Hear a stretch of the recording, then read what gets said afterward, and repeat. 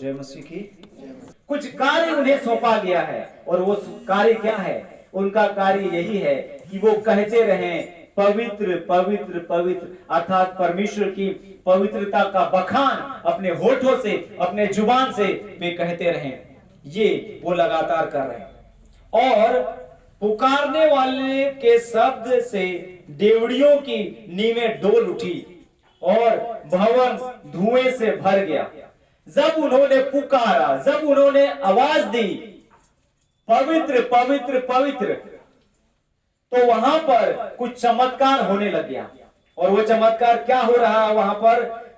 जब उन्होंने पुकारा पवित्र पवित्र पवित्र, तो लिखा हुआ है नींव जो है, डेवड़ियों की जो नींव है वो डोल उठी और भवन जो है धुएं से भर गया। कुछ हो रहा है वहां पर, कुछ हलचल हो रहा है वहां पर, कुछ दिखाई देने लग गया वहां पर, कुछ बातें वहां पर होने लग गई। कब ये शुरू हुआ? जब उन श्रापों ने, जब उन दूतों ने पवित्र पवित्र पवित्र कह करके यहोवा परमेश्वर की बड़ाई की।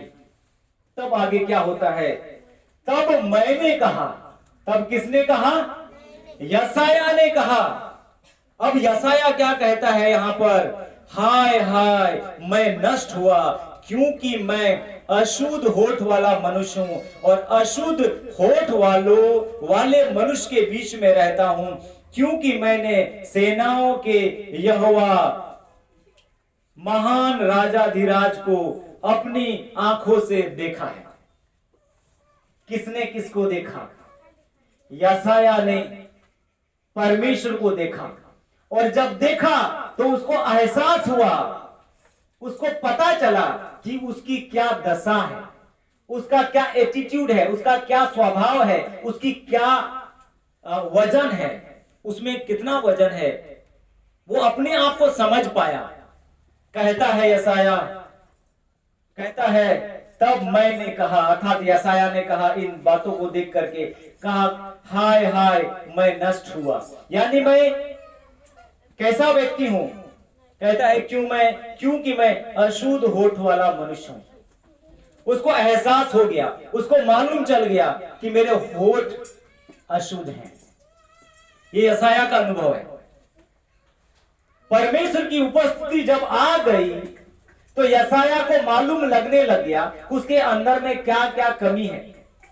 तो यहां पर उसने कमी का जिक्र किया है और कहा है हाय हाय मैं नष्ट हुआ। और नष्ट होने का कारण क्या है? क्योंकि मैं अशुद्ध होठ वाला हूं। यानी मेरे मुंह से अशुद्धता की बातें, गाली की बातें, लड़ाई की बातें, षड्यंत्र की बातें, बुरी बातें निकलती है और बुरी चीजों को मैं बोलता हूं। इसीलिए क्या होगा? मैं अशुद्ध हूं और मैं अशुद्ध होठ वाले लोगों के बीच में ही रहता हूं, क्योंकि महाधीराज अर्थात महान राजा परमेश्वर को मैंने अपनी आंखों से देखा है। एहसास कर रहा है, अपनी गलतियों को कबूल रहा है। तब एक सारा हाथ में अंगारा लिए हुए, जिसे उसने चिमटे से वेदी पर से उठा लिया था, मेरे पास उड़कर आया। अब देखिए, समझने के हम लोग प्रयास करें, शुरू से इन बातों को समझने का प्रयास करें। अब हम ये आपको बताना चाहते हैं, जब यशायाह को एहसास हो गया मैं अशुद्ध होठ वाला मनुष्य हूं, यानी अपवित्र बातें मेरे मुंह से निकलती है और मैं जिनके बीच में रहता हूं वो भी ऐसे ही लोग हैं, तब क्या होता है? वहां पर परमेश्वर की बड़ाई करता है, परमेश्वर की महानता को बताता है कि मैंने उस परमेश्वर को देखा है जो महान राजा है, जो महान परमेश्वर है। तब तुरंत क्या होता है? तब साराप अर्थात स्वर्ग का दूत अंगारे को लिए हुए, जिसे उसने चिमटे से वेदी पर से उठा लिया था, यशायाह के पास आ करके वो स्वर्गदूत खड़ा हो गया है। उसने उससे मेरी मुंह को छूकर कहा, देख इसने तेरे होठों को छू लिया है, इसलिए तेरा अधर्म दूर हो गया और तेरे पाप क्षमा हो गए। यहां पर जो बातें हो रही है, यहां पर जो काम हो रहा है, उसको हम लोग थोड़ा सा ध्यान से देखने का प्रयास करेंगे। यहां पर क्या लिखा हुआ है?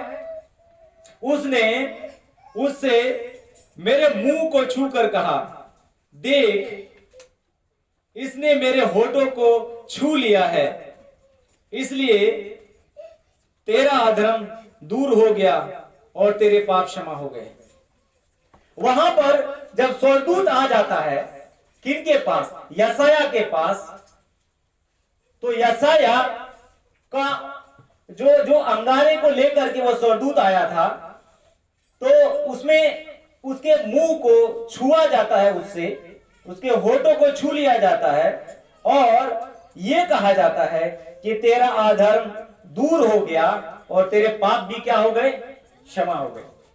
एक बहुत बड़ा प्रक्रिया से होकर के यशायाह को गुजरना पड़ रहा है, एक दास बनने के लिए, एक सेवक बनने के लिए, एक प्रभु का जन होने के लिए उनको जो है उस बात को वो करना पड़ रहा है, उसको एक्सेप्ट करना पड़ रहा है, ग्रहण करना पड़ रहा है, मानना पड़ रहा है कि मैं कैसा व्यक्ति हूं। और जब वो मानता है तो परमेश्वर का अनुग्रह उस पर आता है, स्वर्गदूत उनके पास आते हैं, अंगारे को लेकर के उसको होठ को छूते हैं और उसी समय आवाज भी होती है। क्या होती है?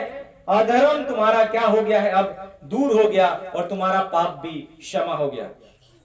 तब मैंने प्रभु का यह वचन सुना, मैं किसको भेजूं और हमारी ओर से कौन जाएगा? तब मैंने कहा, मैं यहां हूं, मुझे भेज। जब उस व्यक्ति का पाप क्षमा हो गया, जब उस व्यक्ति का अधर्म माफ हो गया, तो वहां पर एक सवाल परमेश्वर करता है, और वो कौन सा सवाल है?